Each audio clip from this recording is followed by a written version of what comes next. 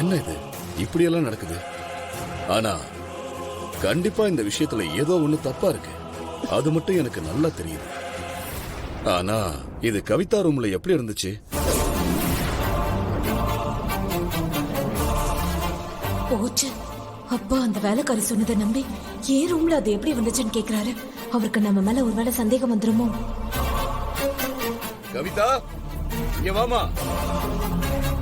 ஐயோ, கூப்பிடுறாரே. அவருக்கு சந்தேகம் வராத மாதிரி சமாளிக்கணும். கவிதா, கவிதா, இதோ வரேன்ப்பா. என்னப்பா கூப்பிட்டீங்களா? அம்மா, இந்த பொண்ணு இந்த இன்ஹேலரை குப்பத்தொட்டில இருந்து எடுத்துட்டு வந்திருக்கா. இது அதுக்கு முன்னாடி உன் ரூம்ல பார்த்ததா சொல்றா. இத பத்தி உனக்கு ஏதாவது தெரியுமா? என்னப்பா சொல்றீங்க? இது எப்படி ஏ ரூமுக்கு வரும்? நீங்க சொல்றது எனக்கே ஆச்சரியமா இருக்கு. இல்லப்பா, எனக்கு இத பத்தி ஒண்ணும் தெரியாது. வேற எங்கேயோ பார்த்துட்டு ஏ ரூம்னு சொல்றான்னு நினைக்கிறேன். இன்னைக்கு தானே வந்திருக்கா. அதை எங்க பார்த்தான்னு சரியா தெரிஞ்சிருக்க வாய்ப்பில்லை. இவ சொல்றத கேட்டுட்டு நீங்க ஏன் கிட்ட கேட்டுட்டு இருக்கீங்க? ஏய், இத எங்க பார்த்த? ஏ ரூம்லயா பார்த்த? சரியா சொல்லு. நான் இத அந்த ரூம்ல தான் பார்த்தேன்னு நினைக்கிறேன். பாருங்க, எங்க பார்த்தேன்னு கேட்டா பார்த்தேன்னு நினைக்கிறேன்னு சொல்லிட்டு நிக்கிறா. இவ வேற எங்கேயோ பார்த்துட்டு உளறான்னு நினைக்கிறேன். சரி சரி விடுமா.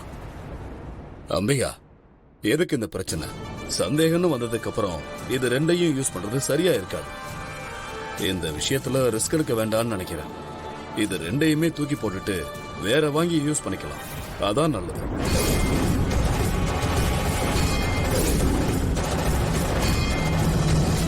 நான் உடனே திருக்கிட்ட சொல்லி புதுசா வாங்கிட்டு வர சொல்றேன்.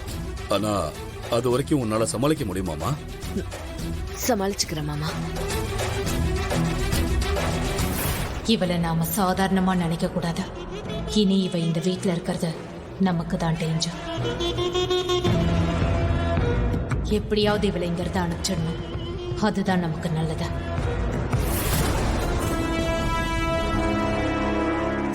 எல்லாம் இவளாலதான்.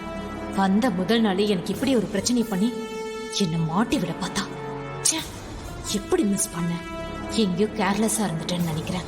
இவளை என்ன பண்றது? ஏதாவது பண்ணணுமே. திரு வந்து அந்த சிசிடிவி ஃபுட்டேஜ பார்த்தா எல்லாம் தெரிஞ்சிடும். அம்பிகா, நீ படுத்து ரெஸ்ட் எடுமா.